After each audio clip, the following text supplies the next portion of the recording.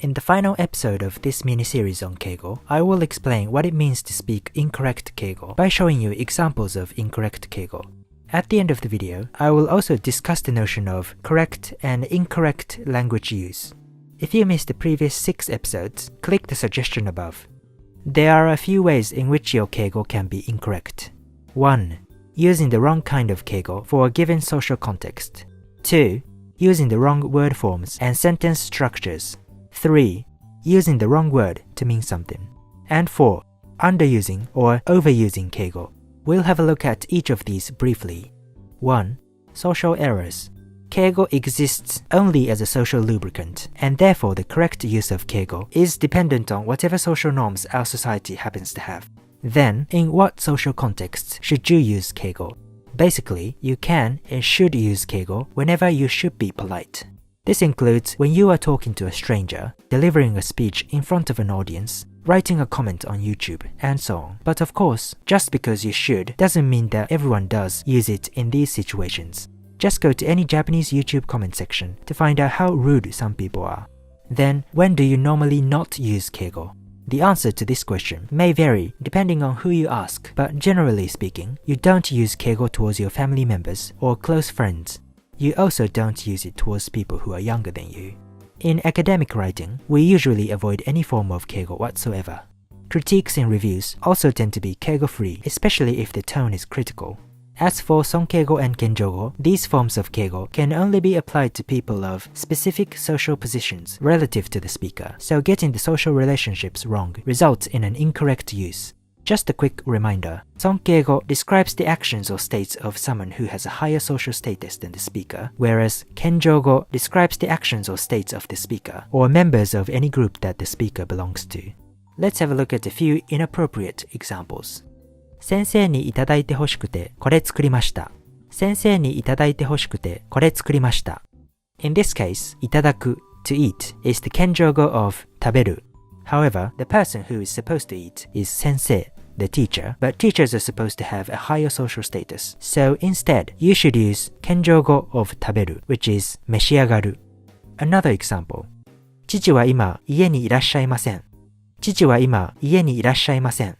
いらっしゃる is the sonkeigo of いる to be, but your father is a member of your family, so you should use the kenjogo of いる, which is おる. 2. Morphological and syntactic errors. Keigo can be morphologically and syntactically incorrect. By morphology, I mean how we alter word forms, and by syntax, I mean how we generate and transform sentences. It's easier to explain what I mean through examples, so here are some examples of morphological and syntactic errors. 奥様がお気になられました。奥様がお気になられました。お気になる is supposed to be the sonkeigo of 来る to come. You learned previously that in order to turn a verb into its sonkeigo form, you can use the formula お plus になる. So that's how you came up with this sentence. However, 来る is one of the few special verbs that this formula cannot be applied to.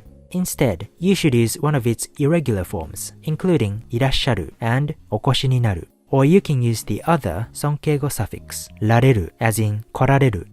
先生のお本を拝読しました。先生のお本を拝読しました。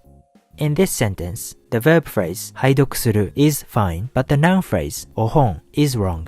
Or in front of 本 book, it's supposed to be the sonkeigo suffix that indicates that the book belongs to or was written by sensei. However, o tends to precede kanji with kunyomi or the native Japanese reading instead of onyomi, the Sino-Japanese reading. Since the pronunciation hon is an onyomi, you should be saying gohon with the other prefix go, which goes with onyomi. 3. Semantic and lexical errors. You mean to say something, but you may be using the wrong word. Semantics relates to word meanings, and lexicon is just a fancy word for vocabulary. そのご飯をお召しになっていかがですか?そのご飯をお召しになっていかがですか?お召しになる in this example is intended to be the sonkeigo form of 食べる, but the correct sonkeigo is 召し上がる. In fact, お召しになる is the sonkeigo of 着る to wear, so this sentence says wearing the meal. 私は俳優をさせていただいています。私は俳優をさせていただいています。This is a very common lexical error in which いただく is inserted into sentences that do not need it. いただく is the kenjogo of morau, to be given, or to receive. I made a video about morau a while ago, so you should watch it if you haven't already. Itadaku implies either that you need someone's permission to perform a certain action, or that you benefit from being able to perform that action. Now, do you need permission to be an actor? No. Do you benefit from being an actor? Well, only financially, if you can pass any audition, but otherwise, not really. So, using itadaku doesn't make much sense in this example. Instead, you should simply say, 私は俳優です. 4. Underusing and overusing keigo. Sometimes, you can use keigo too little or too much. In the former case, you forget to use keigo when you are supposed to use it, and use non-keigo forms instead. In the latter case, you are trying a bit too hard to sound polite and add too many affixes. Here are some examples. 田中さんはそうおっしゃった後、すぐに帰りました。田中さんはそうおっしゃった後、すぐに帰りました。In this example, おっしゃる to speak is used correctly, but 帰る is not in the sonkeigo form. You should use keigo to all verbs that describe Mr. Tanaka's actions. Therefore, you should say お帰りになった。鈴木さんがお亡くなりになられてからもう1年が経ちます。鈴木さんがお亡くなりになられてからもう1年が経ちます。In this sentence, お亡くなりになられる to die is redundant. お亡くなりになる is sufficiently polite, but we added another sonkeigo suffix, られる, which we don't need. Redundant keigo is often referred to as 二重keigo or double keigo. It's been shown that in ancient Japanese, double keigo used to be acceptable, but in modern Japanese, it's frowned upon, at least by pedants. So these are the 4 main ways in which keigo can be used incorrectly. So far, we have proceeded under the assumption that we should all try to speak correct keigo. However, we need to be aware of the following 3 facts. 1. Native speakers often do not speak correctly. 2. The question of whether a given keigo expression is correct can be indeterminate. And 3. Languages change constantly, and so do people's perceptions of what's correct and what's incorrect. We will examine these points and discuss what it means to speak correctly. 1. Native speakers do not speak correctly. You know this statement to be true in your language. All native speakers deviate from the rules of their language to varying degrees. Japanese speakers likewise make errors in their speech. The majority of native Japanese speakers that I observe do not speak the so-called correct keigo and cannot do so even if asked to. So, in the grand scheme of things, whether your keigo is impeccable is ultimately inconsequential. However, this doesn't imply that you should just spew out nonsensical sentences or that there are no incorrect language uses. What's important is that you are able to convey your thoughts and feelings and that there is no miscommunication. 2. Whether a sentence is correct can be indeterminate. And 3. Languages and perceptions change. These 2 points are interrelated, so we need to examine them simultaneously. Sometimes, it can be difficult to determine whether a given keigo expression is correct, and it's often unclear as to what someone means by the term correct. Consider the following pair of sentences. 美しいです。美しゅうございます。Technically speaking, the first sentence is incorrect, while the second sentence is correct. However, you are most likely to hear only the first sentence from native speakers.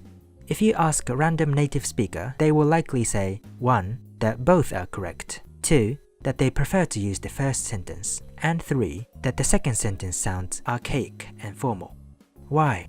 In the past, the old Japanese grammar dictated that adjectives like 美しい should not be followed by です and that です instead should only follow nouns, as in これは魚です This is a fish, or adjectival verbs, as in これは綺麗です This is beautiful. This is where the technical judgment above originates.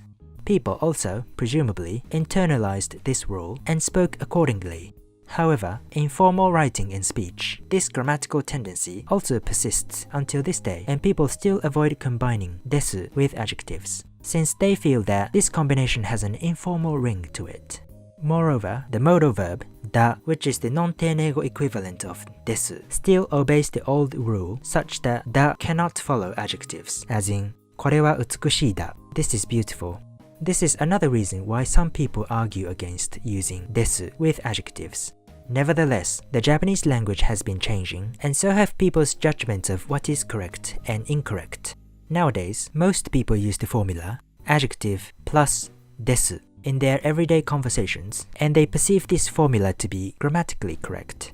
This example illustrates the following 3 points. 1. There exist multiple definitions of the term correct, and different speakers may mean different concepts when using this term. 2. The standards and the rules by which they judge a sentence to be either correct or incorrect may also differ among different speakers. 3. Grammatical rules change, reflecting people's actual speech patterns and their perceptions of correctness, but some old rules persist. Now, if every grammatical rule is subject to change based on whatever a majority of speakers collectively like to say, then it seems that it is futile to police other people's language use and to defy language change. And I'd say that, yes, it is indeed pointless to try to resist natural phenomena like language change. However, I should also add that our desire to correct other people is also a natural impulse and should not be disregarded. As long as people remain uneducated about the nature of languages, they will continue to fight over who is right and who is wrong. In the meantime, I, as a linguist, will continue to observe them and study their behavior, and I, as an impartial individual, will scoff at the triviality of it all.